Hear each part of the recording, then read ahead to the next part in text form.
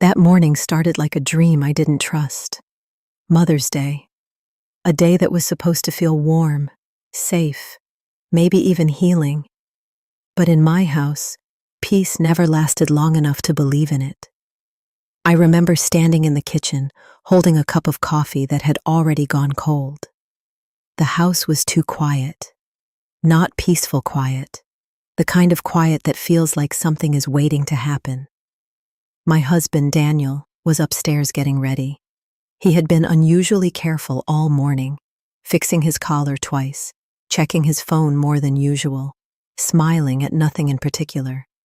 That smile used to calm me once. Now it made me nervous, because I knew Daniel didn't smile like that unless he was performing for someone. And today, there would be people. His family. My family. And a Mother's Day gathering at his mother's house that he insisted we attend. "I want it to be perfect," he said earlier, tightening his tie in the mirror. "Everyone will be there. Just behave, okay? Just behave." Those words stayed in my head longer than they should have. I stood there in the kitchen, staring at the sink, thinking about how many times I had already behaved in this marriage. How many times I stayed quiet when I should have spoken. How many times I smiled when I was being dismissed. And how many times I convinced myself it was all normal. But something felt different today, like the air was waiting to break. The first real sign came when Daniel came downstairs. He looked at me like I was incomplete, not angry, not warm, just disappointed. "You're wearing that?" he asked. I looked down at my dress. Simple. Soft color. Nothing dramatic. "Yes," I said quietly. He sighed like I had already embarrassed him in public. "It's Mother's Day. You could have tried a little more." That sentence didn't sound loud, but it landed hard. Because it wasn't about the dress. It never was. It was about how he saw me. Or more accurately, how he wanted others to see me. I didn't respond. I just nodded like I always did. That was my mistake. Silence teaches people how to treat you. And I had been silent for too long. On the drive to his mother's house, the car felt smaller than usual. Daniel kept checking his phone, laughing at messages I wasn't part of. At one point, I asked softly, "Is everything okay with work?" He didn't look at me. "Why are you always worried?" he said. "Relax for once." Relax. Another word that sounded harmless, but never felt safe in his voice. So I stopped talking. Outside, the streets were busy with families heading to brunch, flowers in hands, gifts wrapped in bright paper. Inside the car, I felt like I was already late to something I didn't want to attend. His mother's house was already full when we arrived, laughter spilling out into the driveway, music playing too loud, families hugging like they actually meant it. I stepped out slowly, adjusting my dress one more time without thinking. And then I saw her, Daniel's mother. She didn't smile at me. She never really did. Instead, her eyes moved over me like I was something she had already judged years ago and never reconsidered. "Finally," she said when we approached. We were waiting for the important guests. Important guests. Not me. Never me. Daniel chuckled beside her, like it was funny, like I was part of the joke. We walked inside, and that's when I noticed it. The setup. Long tables, carefully arranged gifts, and neatly placed boxes with ribbons, already labeled. Names written clearly. Grandchildren, daughters, sons, wives. And then, there was a space at the end. Empty. No name. Just one small plain envelope sitting alone like it didn't belong anywhere. I didn't understand it yet, but my chest tightened anyway. Daniel saw me looking and leaned in slightly. "Oh," he whispered, "don't worry about that." But his tone told me exactly the opposite. I was supposed to worry. I just didn't know why yet. The gathering started like every family event that pretends to be loving. Forced laughter, careful compliments, fake warmth dressed up as tradition. I stayed quiet, helping in the kitchen when needed, moving plates when told, smiling when looked at. And all the while, I noticed it. The way Daniel kept glancing at me. The way his mother kept whispering to relatives and then glancing too. The way conversations would pause when I walked near, like I wasn't supposed to hear something. Or worse, like I was already part of something I hadn't been told about. At one point, I overheard Daniel's cousin laughing. "She still doesn't know?" she said. A pause, then another voice. "Just wait. Mother's Day always gets interesting here." They laughed again, and I felt it. That slow, sinking feeling in your stomach when you realize you are not part of the room you are standing in. You are the topic of it. I turned slightly, trying to pretend I didn't hear. But my hands had already gone cold.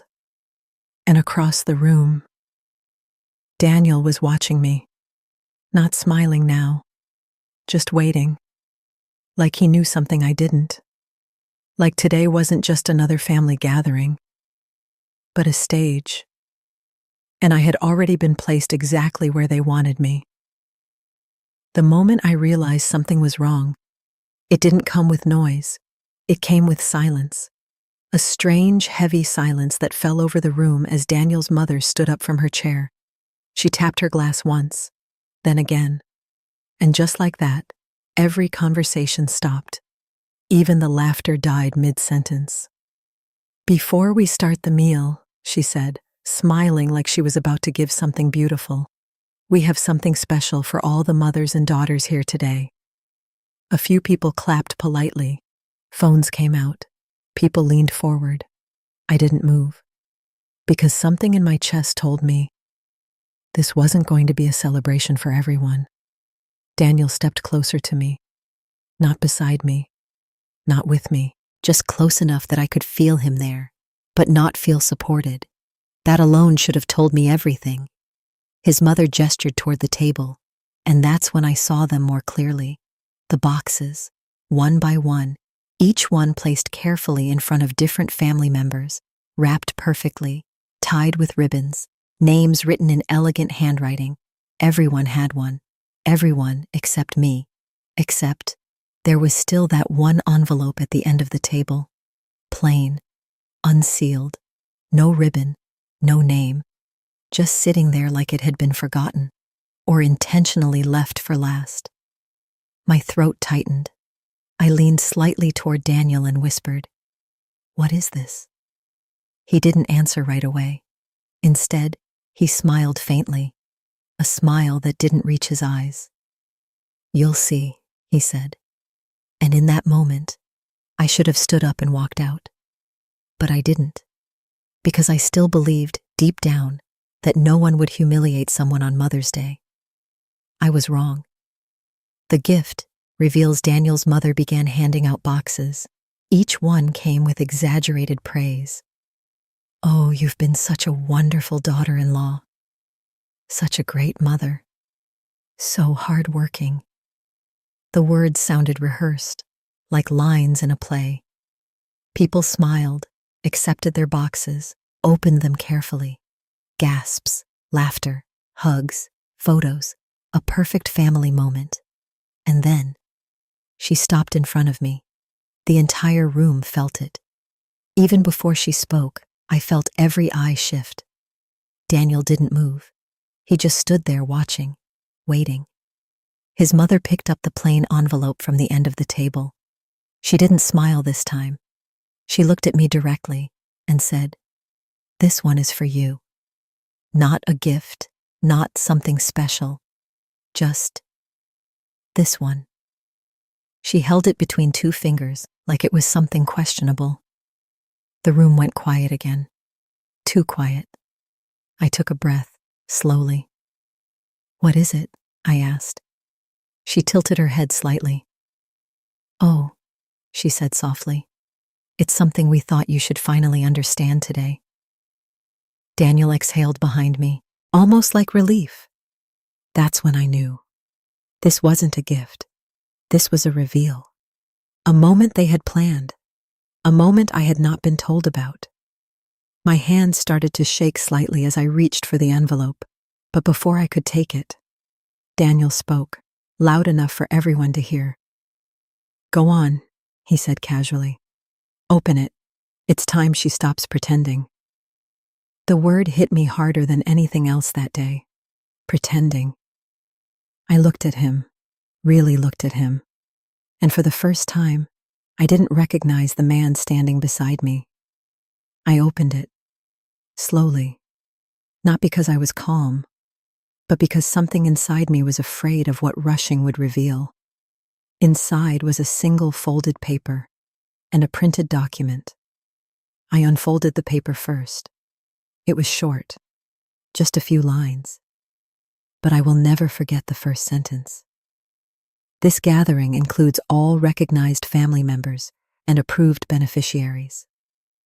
My eyes moved down and stopped. There was a list. Names, categories, divisions, and my name. It wasn't listed under family. It wasn't listed under anything that mattered. Instead, I was placed under a separate section labeled Dependents, Pending Review. A small laugh came from somewhere in the room, then another, then silence again. My face went cold. I looked up slowly. "What is this?"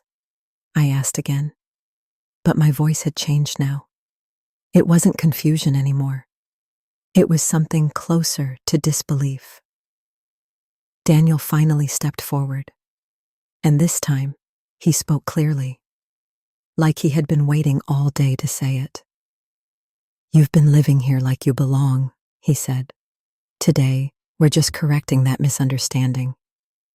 The room reacted, not loudly, not dramatically, but in small ways. Whispers, nods, eyes avoiding mine. His mother added almost gently, "We didn't want to embarrass you, but honesty is important in this family." Honesty. I almost laughed, because nothing about this moment felt honest. It felt planned, controlled, choreographed. I looked at Daniel again. "This is your idea?" I asked quietly. He didn't deny it. He didn't hesitate either. He just said, "It was necessary." That word again. Necessary. As if humiliation was something practical, like a bill that needed paying. The room I was suddenly outside of something shifted after that. I can't explain it fully, but I felt it. The room I was standing in didn't feel like mine anymore. People resumed eating, talking again, laughing again, as if what just happened was normal, as if I had simply been corrected, not hurt, corrected. I stood there holding that paper, still trying to process what I had read. And then I noticed something worse. No one was looking at me with surprise, not even my own husband, because they already knew. Everyone knew, except me. That realization hit harder than anything else. My chest tightened, my hands went numb, and I felt something rise in me that I hadn't felt in a long time. Not sadness, not confusion, something colder, awareness, because now I understood. This wasn't a mistake. This was a message, and I was never meant to feel included in it. I slowly folded the paper back and looked across the table at Daniel, his mother.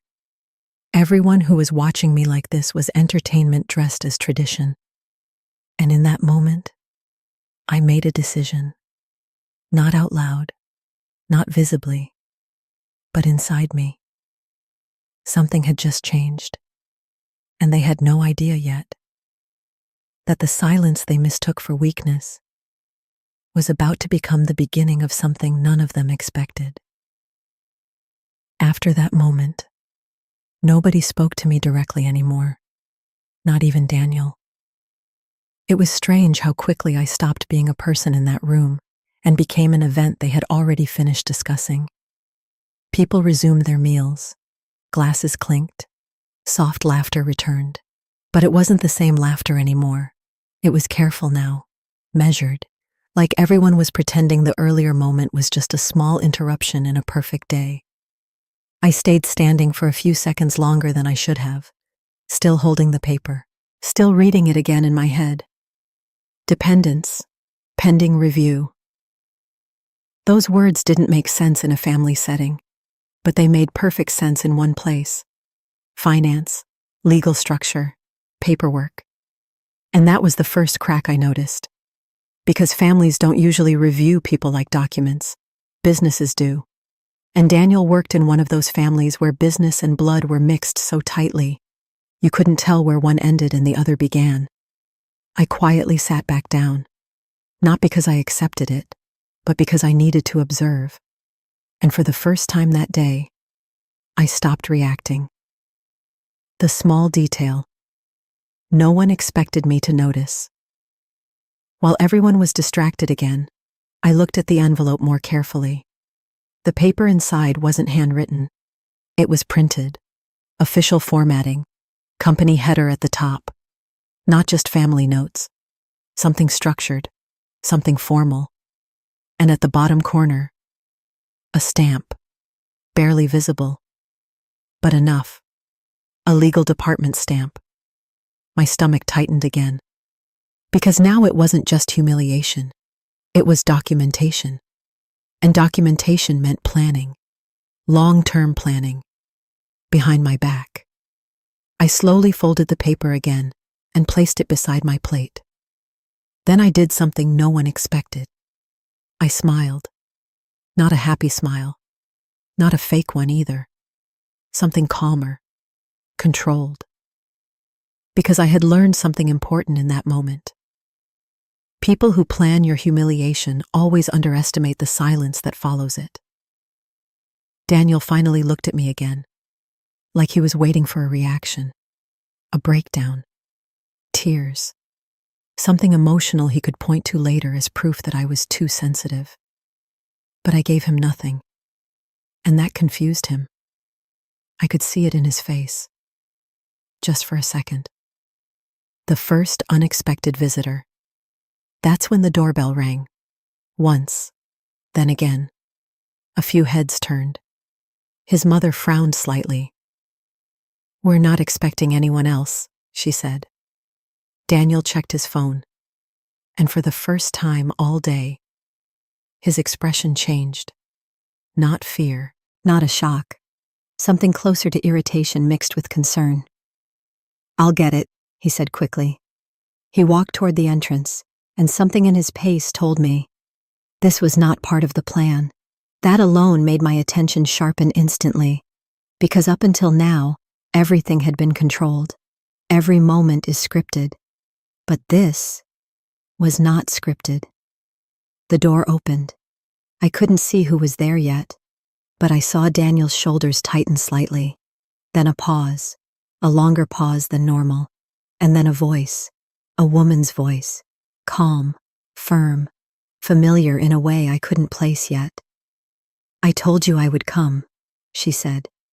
And suddenly, Daniel stepped aside, not inviting, not welcoming, just making space. And that was the first real crack in his control I had seen all day. I stood up slowly without realizing it. Something inside me reacted before my mind did. Because something about that voice, it didn't belong to this house. But it also didn't feel like a stranger. It felt like history.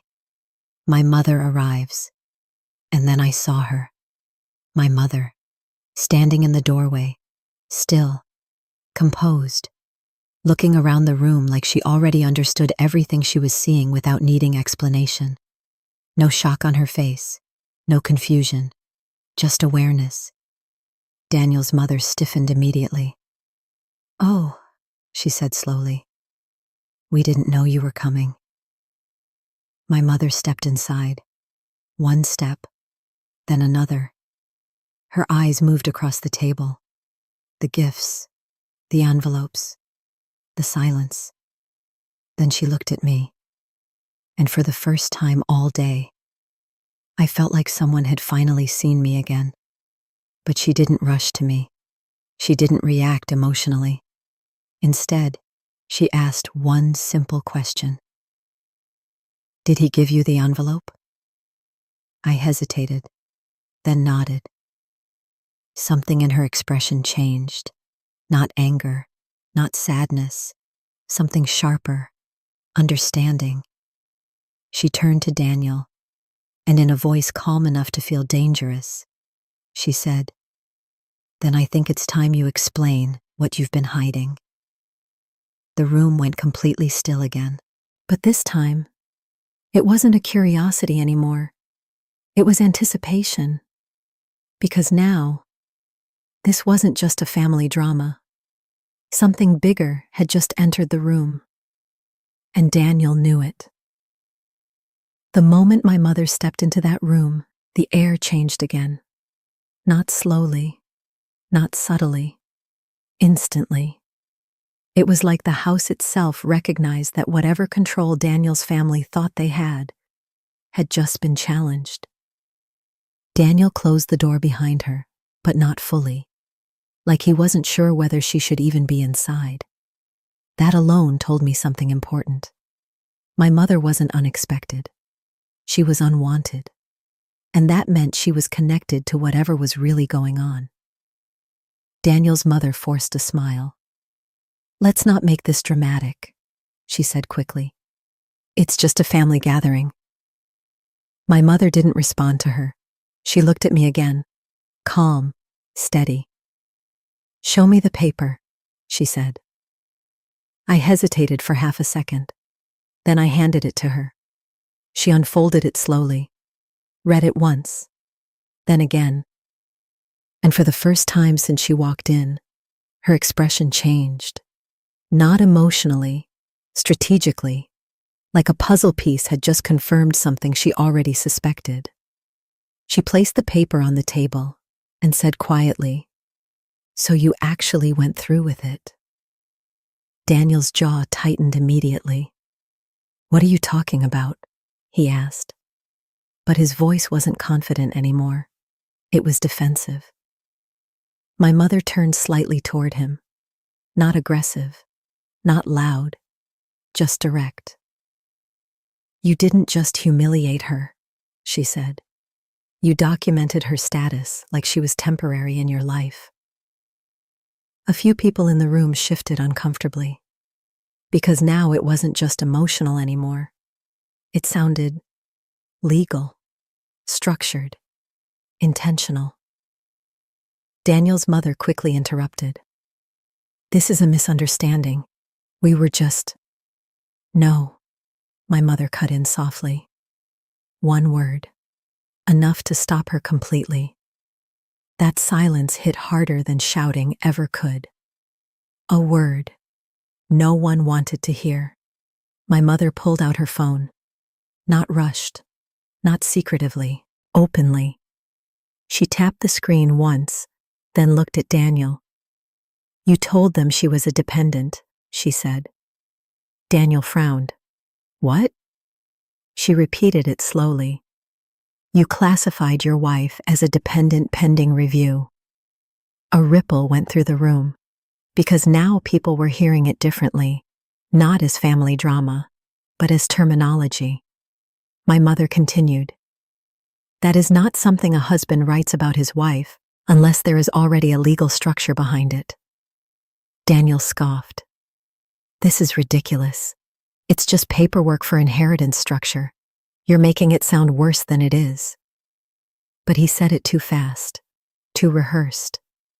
And I saw it. A flicker. Not confidence. Recognition that he had just confirmed something he didn't mean to say out loud.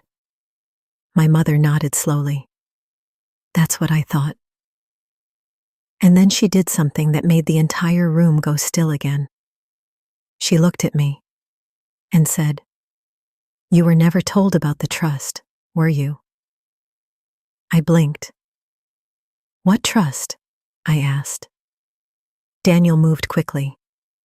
Stop talking, he snapped at her. This is not the place. But she didn't stop. She never even looked at him.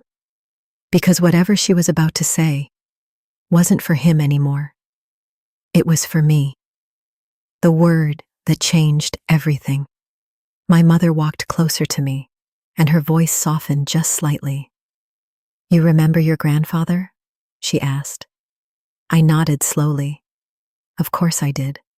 The man who used to call me after school, who taught me how to read slowly instead of rushing, who always said, never sign anything you don't fully understand. My mother nodded. He left something behind, she said. Daniel's expression changed again. Now he wasn't just irritated. He was alert. Fully alert. Because this was not part of the narrative he controlled. My mother continued. A private family trust, structured years ago, before most of them even understood how large it would become. A few heads turned. Whispers started again, but quieter this time, more serious. My mother looked at Daniel directly. And you've been managing it, haven't you? Silence. That silence answered louder than words. Daniel finally spoke. I manage family assets, he said carefully. That's normal. My mother nodded. Yes, it is. Then she paused and added, but you don't get to redefine people's place in a trust that isn't yours alone. The room shifted again. Because now the story wasn't about humiliation anymore. It was about control, ownership, power, and who actually held it. The first real crack in Daniel. Daniel laughed, a short, forced laugh. This is insane, he said. You're turning a family lunch into a courtroom drama. But nobody laughed with him, not even his mother. Because something had changed. People were no longer sure who was in control of the room.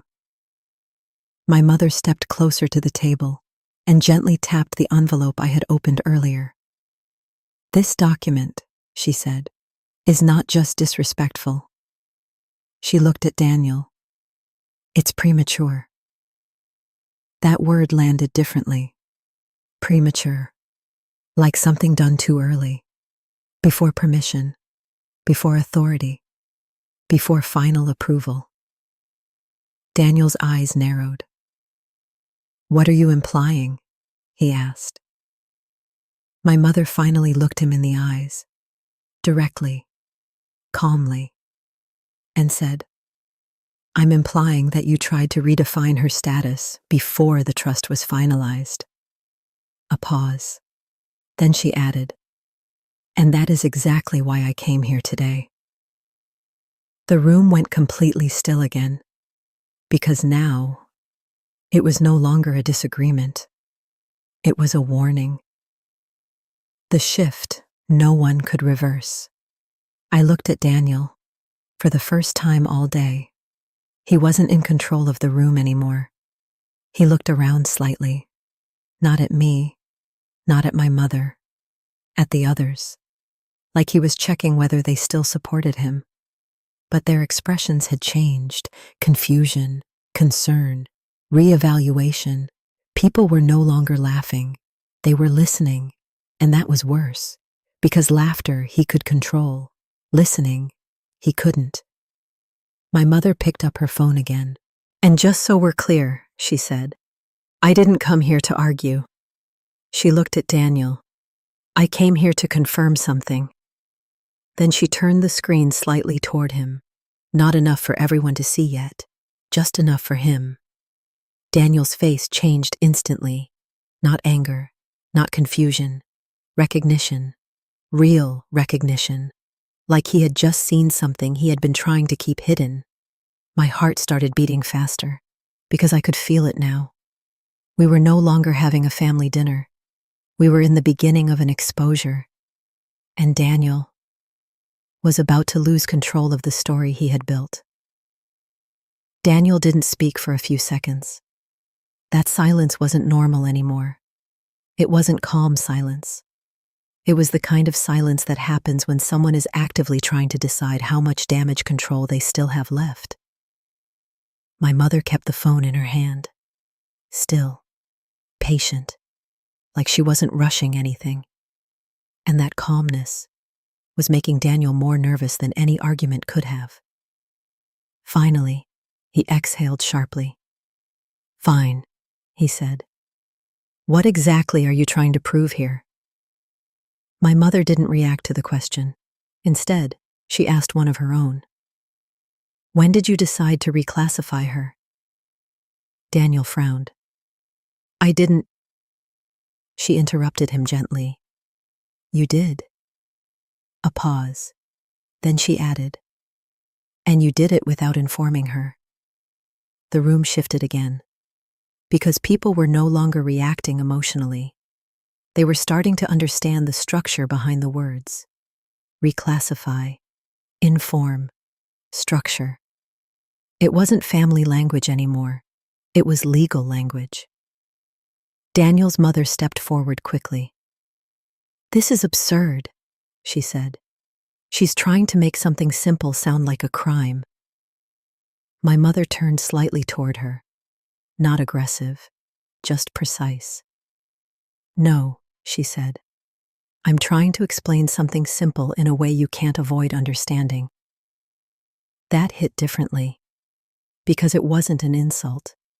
It was clarity. The first document revealed. My mother finally unlocked her phone and tapped once, then turned the screen fully toward Daniel. I leaned slightly to see, and that's when I saw it. A document, not a message, not a note, a formal file. Header at the top, my grandfather's trust name. My breath caught slightly, because I had heard that name before, but never in detail. Daniel's eyes locked onto the screen immediately, and for the first time, I saw something break in his expression. Not fear, not panic, recognition mixed with frustration. My mother spoke softly. "This is the current trust structure." She pointed to a section. "Beneficiaries," then paused. "And this is where she belongs." She looked at me. Not Daniel. Me. My eyes followed her finger, and I saw my name. Not as dependent, not as pending, but clearly listed. Irrevocably listed. A silence fell over the room again. But this time, it wasn't confusion. It was realization. Daniel's control starts slipping. Daniel suddenly stepped forward. "That's outdated," he said quickly. Too quickly. My mother tilted her head slightly. "Is it?" He hesitated. That hesitation was enough, because hesitation only comes when certainty is missing. He tried again. "Those documents were revised internally." My mother nodded slowly. "Yes," she said. Then she added, "And that's exactly the problem." The room felt heavier now, because now even the relatives were beginning to understand.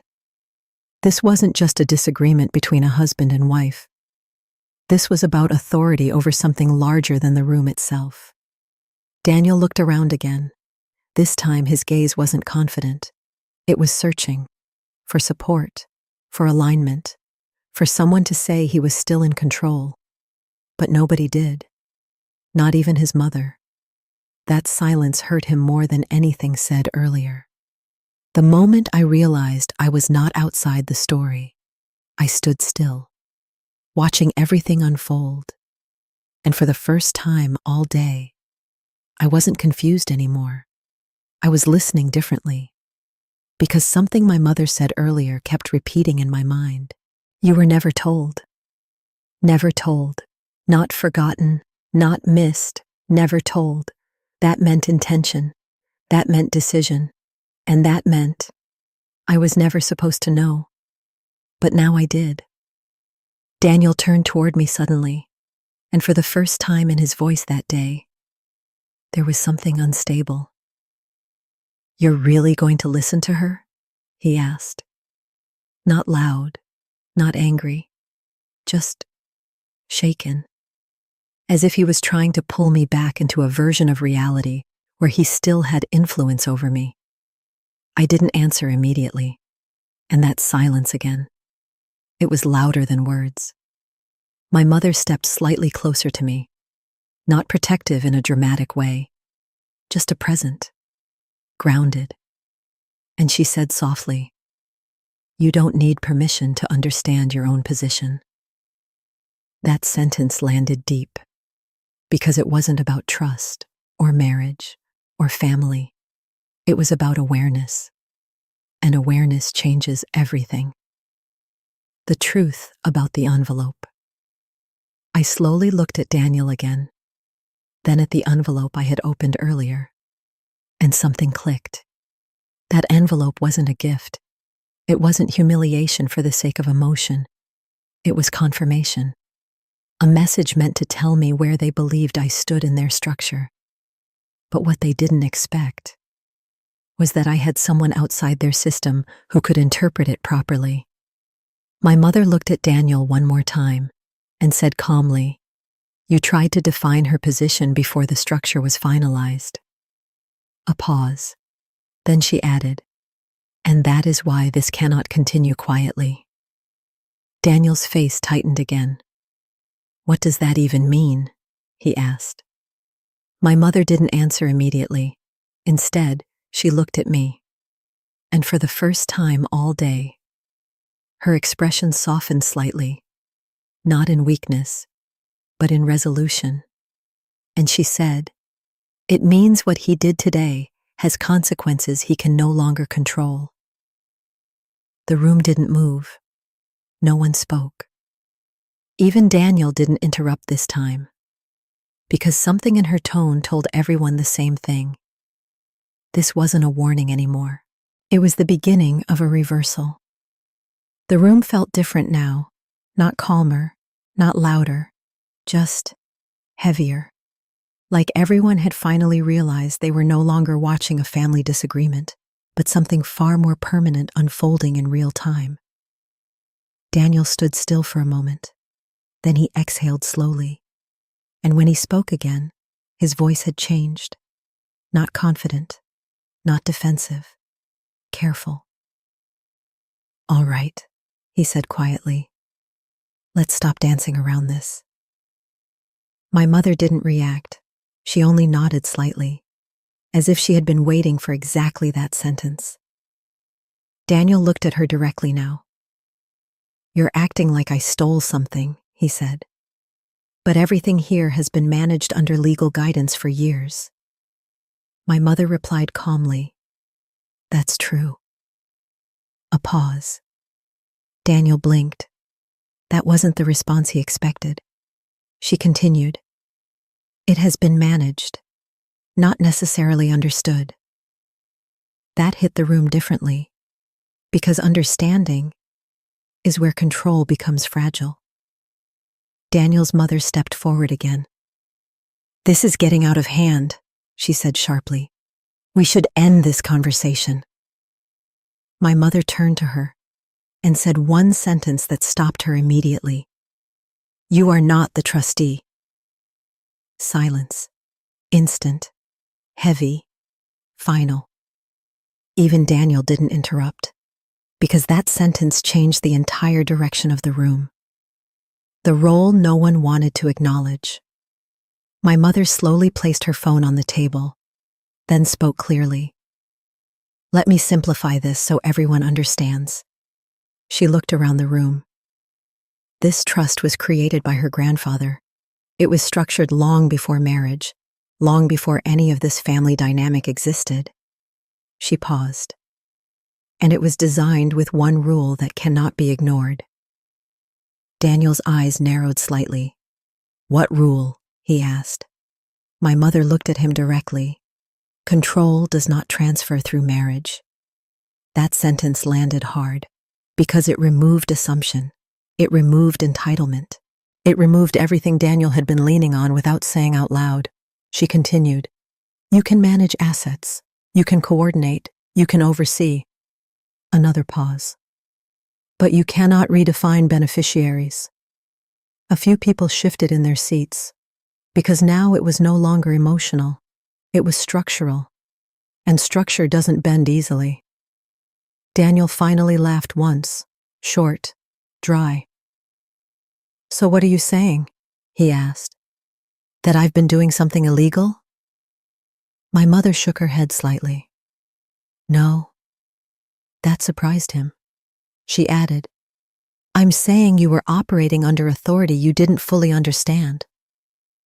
That was worse, because ignorance in control systems is more dangerous than intent.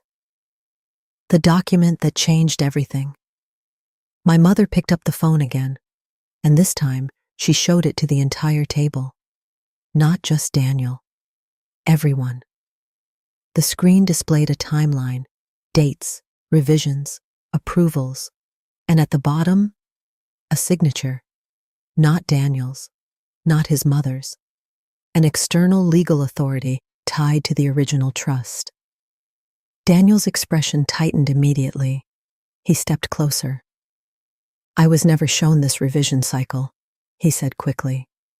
My mother nodded. "Yes," she replied, then added, "because it wasn't your role to approve it." A silence spread again, but this one felt different, because now people weren't just watching a conflict. They were realizing someone in the room had been operating with incomplete information, and that someone was Daniel. He looked at the screen again, then back at her. "You're saying I've been excluded from the final structure updates?" he asked slowly. My mother answered simply, "Yes." That single word changed everything, because exclusion is not the same as ignorance. The moment his control began to slip, Daniel rubbed his forehead briefly, a small gesture, but noticeable. For the first time, he didn't have a response ready. His mother looked at him now, not with support, but concern, because she was starting to realize something too, that whatever system she thought was being controlled internally was not as centralized as she believed. Daniel spoke again, but softer now. "So what is your point here?" he asked. My mother looked at me, not him, and said, "My point is simple." She turned back to Daniel. "You tried to classify her position without confirming her actual standing." A pause. "And that is not a misunderstanding. That is a structural error." The room felt like it was holding its breath now, because words like error in legal contexts don't stay emotional for long. They become consequences. The truth I was never told. I finally spoke, quietly. "For years," I said, "I was told I was just part of the family." My voice shook slightly, but I continued. No documents, no explanations, no clarity. I looked at Daniel. "You never corrected it." Daniel didn't respond immediately, and that silence told me something I hadn't fully accepted before. He hadn't just ignored it. He had allowed it. My mother nodded slightly. "That's because clarity changes control dynamics," she said calmly. The room went still again. Daniel exhaled. "This is being exaggerated," he said. But even he didn't sound convinced anymore, because now there were too many facts sitting on the table, too many things he couldn't dismiss as emotion. The shift in power. My mother leaned back slightly and said, "This conversation is no longer about humiliation." She looked at Daniel. "It's about authorization." That word changed everything again, because authorization determines who gets to decide reality. Daniel finally went quiet, Not angry, not defensive, just still. And for the first time since I had known him, he looked uncertain, not about emotions, about structure. My mother turned to me gently. "And you," she said softly, "are not what they labeled you as today."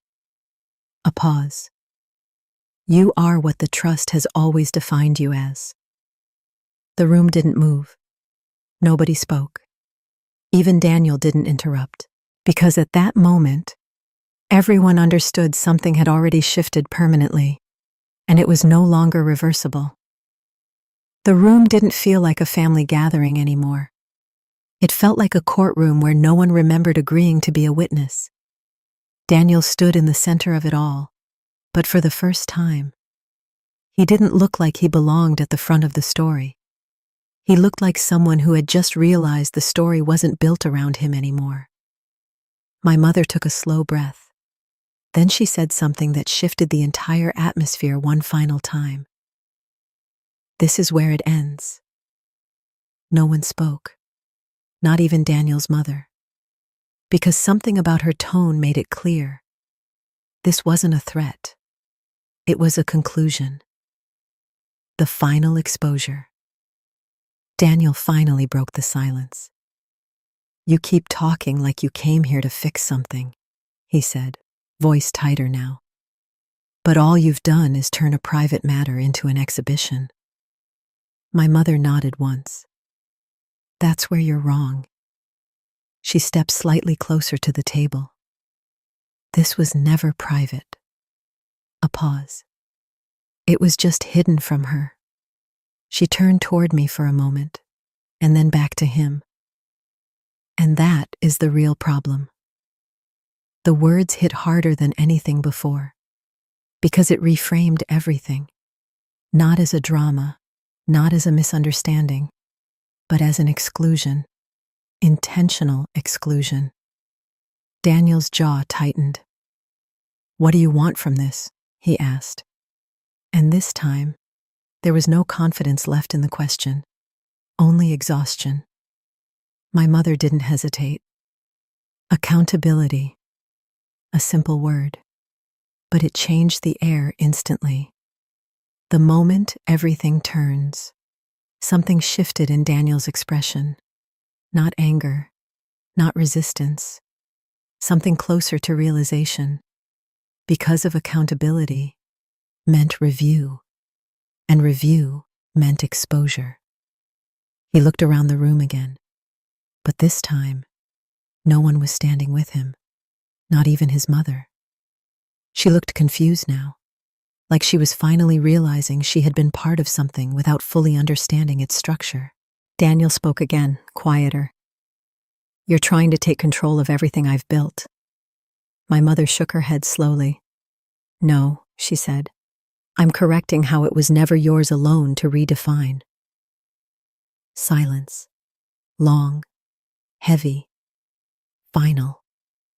And then, something unexpected happened. Daniel sat down. Not dramatically, not emotionally, just slowly, like his body had finally accepted what his pride hadn't yet processed. "My voice finally returns." I looked at him, really looked, not as the man I had been trying to understand for years, but as someone I was finally seeing clearly. "I asked you once," I said quietly, "why I was always the last to know things in this family." Daniel didn't respond. I continued. "And you told me I was overthinking." A pause. My voice steadied. But today proved something else. I took a breath. "You weren't hiding things because I wouldn't understand them." Another pause. "You were hiding them because you didn't want me to." The room stayed silent. Even Daniel didn't interrupt, because there was nothing left to deny. The truth becomes final. My mother stepped beside me and placed a hand lightly on my shoulder. Not dramatic, not forceful, just grounding. She looked at Daniel one last time and said, "This is not about winning or losing." A pause. It's about who gets to decide someone's place in a system they didn't design. Daniel didn't answer, because now he understood. He no longer controlled that answer. My mother continued softly, "And that authority was never yours to redefine." The silence after that sentence felt final, like something had been closed, not emotionally, structurally. The aftermath of truth. Slowly, the energy in the room changed. People stopped whispering, stopped reacting, stopped performing, because the story they thought they were watching was no longer unfolding in their favor. Daniel finally stood up again, but this time, not as someone trying to control the narrative, just someone trying to understand where he fit in it now. He looked at me, and for the first time, there was no performance left in his expression, only reality. But I didn't move toward him, because something inside me had already shifted. Not hatred, not revenge, clarity. And clarity doesn't go backward. The quiet ending. My mother picked up the envelope from earlier, the same one that started everything, and placed it back on the table, this time gently, not as a symbol of humiliation, but as closure. Then she said softly, "Nothing about today was meant to destroy a family." A pause. It was meant to correct a misunderstanding that lasted too long. She looked at me and added, "And now she knows where she stands." I nodded slowly. For the first time all day, I didn't feel confused. I didn't feel small. I felt awake. Moral reflection. Final ending. The room slowly began to disperse. Not in chaos, not in anger, just silence. The kind that follows when something irreversible has been understood by everyone at the same time. Daniel didn't try to stop it. Neither did his mother. Because sometimes, truth doesn't need permission to stay.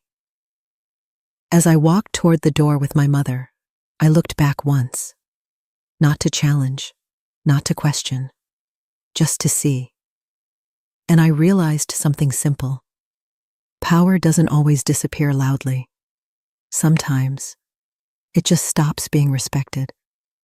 And that changes everything. Outside, the air felt different, lighter. Not because the situation was solved, but because I finally understood it. And my mother said something quietly as we walked away. Never confuse silence with acceptance. I didn't reply, but I remembered it, because I finally understood what it meant.